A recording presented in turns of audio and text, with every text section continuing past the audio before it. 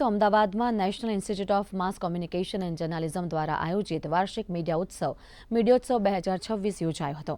કાર્યક્રમનું ઉદ્ઘાટન ગુજરાત સાહિત્ય અકાદમીના અધ્યક્ષ ભાગ્યેશ ઝાના હસ્તે કરાયું હતું. તેમણે પોતાના સંબોધનમાં યુવા મીડિયા વિદ્યાર્થીઓને સર્જનાત્મક વિચારધારા, ભાષાની શક્તિ અને સોશિયલ મીડિયાની ભૂમિકા અંગે વાત કરી હતી.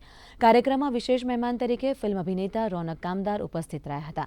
300થી પણ વધુ શાળા અને કોલેજના વિદ્યાર્થીઓએ કુલ 19 જેટલી ઇવેન્ટ્સમાં ભાગ લીધો હતો.